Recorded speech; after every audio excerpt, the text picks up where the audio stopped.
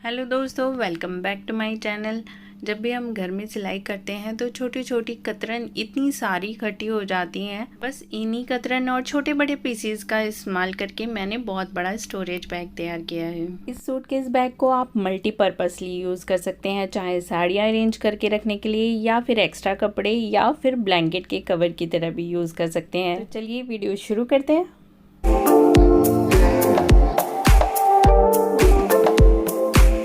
मैं अपने मोस्टली कपड़ों की स्टिचिंग घर में ही करती हूँ या फिर अपनी सासू माँ से कराती हूँ, तो हम दोनों मिलके स्टिचिंग कर लेते हैं। जब हम घर में स्टिचिंग करते हैं ना, तो बहुत सारे कपड़ों के पीसेस जो हैं वो बच जाते हैं, जो कि आप बुटीक पे सिलवाएंगे तो वो आप कपड़े आपको नहीं मिलेंगे, लेकिन आप घर में स्टिच करेंगे तो वही कपड़े आपके बच जाते हैं। बस उन्हीं सूट के पीसेस का यूज़ करके 5x5 स्क्वायर शेप में मैंने काट लिया है। इसी तरीके से मैंने सारे कपड़े काट लिए। मैंने 4 कपड़ों का यूज़ किया है, 2 ऑरेंज और 2 ब्लू। आप मैचिंग तो अपने हिसाब से कर सकते हैं। ऑरेंज और ब्लू का मैच मुझे सही लगा तो मैंने ये यूज़ किया है। मैंने 2 प्लेन कपड़े और 2 प्रिंटेड कपड़ों का यूज़ किया है। तो मैंने इस तरीके से अरेंज किया है कि इसका एक डिज़ाइन बन जाए, एक पैटर्न बन जाए। बैग के लिए मैंने 2 बड़ी और 4 छोटी शीट तैयार की हैं सेम पैटर्न के साथ, जिससे ये देखने में भी बहुत अच्छा लगेगा। सबसे पहले तो इन्हें एक एक करके जोड़ लेना है। जिस तरीके से अरेंज करके रखा उसी तरीके से मैंने इन्हें स्टिच कर लिया है। सबसे पहले मैंने एक लेयर जोड़ी, उसके बाद दूसरी, फिर तीसरी, फिर चौथी। उसके बाद इन्हें चारों लेयर को 1 बाय 1 मैंने जोड़ लिया।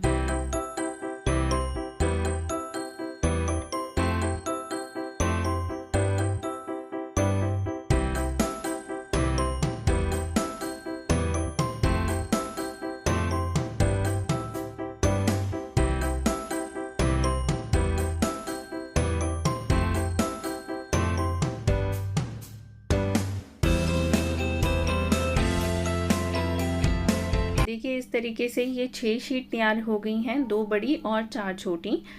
4 छोटी जो साइड में लगेंगी और 2 ऊपर और नीचे की। अब इसे और ड्यूरेबल बनाने के लिए मैं चावल के बोरे का यूज़ कर रही हूँ। ये भी घर में वेस्ट ही होता है, तो आप इसका यूज़ कर सकते हैं। अगर आपके पास फॉर्म की शीट है तो आप वो भी इसमें लगा सकते हैं। देखिए जब घर में हम कुछ भी जुगाड़ से बनाते हैं ना, तो कुछ भी खरीदने की ज़रूरत नहीं है। जो घर में अवेलेबल है उसी को यूज़ करिए। बस सेम तरीके से हमें बोरे के भी 6 पीसेस काट लेने हैं। आप इसे पिन से सिक्योर करके ही स्टिच कीजिएगा, नहीं तो ये कपड़ा हिलेगा और इसमें झोल आ जाएगा। तो आप या तो कच्चा कर लीजिए या फिर इसमें पिन से सिक्योर कर लीजिए। और हाँ, कपड़ों को जोड़ने से पहले इसके ऊपर प्रेस ज़रूर कर लीजिएगा, जिससे कि ये कपड़ा अच्छे से खुल जाएगा।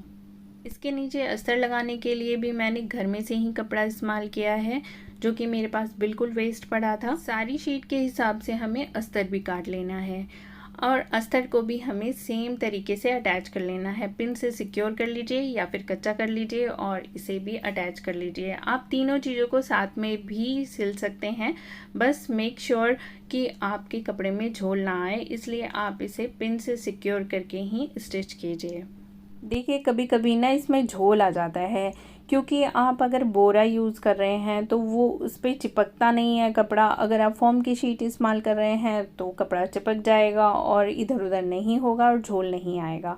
लेकिन अगर आप बोरा यूज़ कर रहे हैं ना, तो झोल आ सकता है, इसलिए आप सेंटर में भी सिलाई लगा दीजिए। एक्स्ट्रा जो भी झोल आएगा वो साइड में आ जाएगा। आप उसे खोल के दोबारा से भी लगा सकते हैं या फिर उसे निकाल भी सकते हैं। अब सारी शीट को हमें ऊपर से नीचे तक इक्वल कर लेना है और जितना एक्स्ट्रा पार्ट है वो भी निकाल देना है। ऊपर और नीचे की शीट बिल्कुल सेम होगी और 4 शीट जो हैं वो साइड वाली वो भी बिल्कुल सेम होगी, नहीं तो बैग छोटा बड़ा हो जाएगा। तो आपको जो माप लेना है बिल्कुल सेम लेना है।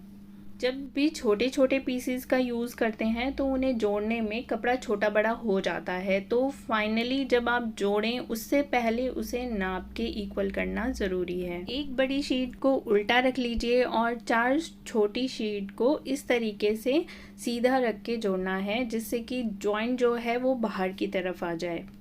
जॉइंट बाहर रहेंगे तो अंदर की तरफ भी फिनिशिंग आ जाएगी और बाहर की तरफ भी हम इसमें कपड़ा लगा के स्टिच कर देंगे। देखिए इस तरीके से ये बॉक्स तैयार हो जाएगा। अब जो ये जॉइंट है इसमें हमें कपड़े की पट्टी लगानी है, जिससे इसकी फिनिशिंग भी हो जाएगी और जॉइंट दिखाई नहीं देंगे और ये अच्छा भी लगेगा। इसमें लगाने के लिए मैंने सेम कलर की पट्टी का ही यूज़ किया है।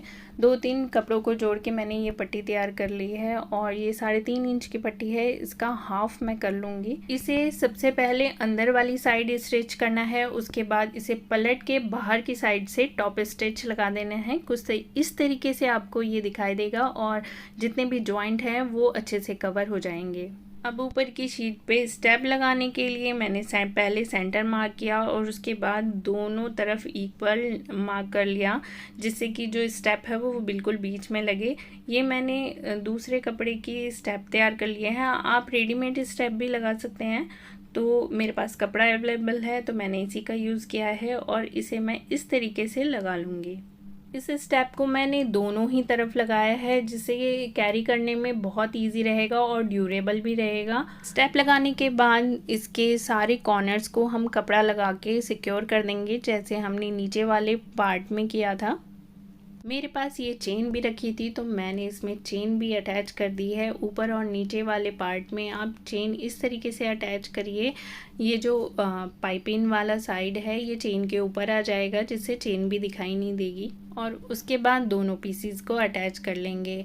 बस काम ख़त्म, हमारा परफेक्ट सूटकेस बैग तैयार है। आप इसमें कितना भी सामान रख सकते हैं। वैसे तो हम इसे बिना चेन के भी यूज़ कर सकते हैं, लेकिन एक जगह से दूसरी जगह कैरी करने के लिए सामान इधर उधर हो जाएगा। अगर चेन रहेगा तो सामान बिल्कुल सिक्योर रहेगा, कपड़े एकदम सिक्योर रहेंगे। आप इसे कहीं भी कैरी भी कर सकते हैं और आप चाहें तो इसे अलमारी में रखिए, बेड में रखिए या अलमारी के ऊपर रखिए। स्टोरेज नहीं है तो स्टोर रूम में रख दीजिए। मैंने अलग तरीके की स्टोरेज बैग की वीडियो पहले भी आपके साथ शेयर की है, आप मेरे चैनल पे जाके देख सकते हैं, लिंक भी मैं डिस्क्रिप्शन में दे दूंगी। और अगर आपको मेरा ये DIY अच्छा लगा हो तो मुझे कमेंट ज़रूर करके बताइएगा, और अगर आपके कुछ सुझाव हैं तो आप मेरे साथ शेयर ज़रूर कीजिए। चैनल पे नए हैं तो सब्सक्राइब कर दीजिए और बेल को प्रेस ज़रूर कर दीजिएगा, जिससे आप मेरी आने वाली वीडियो मिस ना करें। फिर मिलती हूँ आपको नए DIY के साथ, तब तक के लिए बाय, टेक केयर।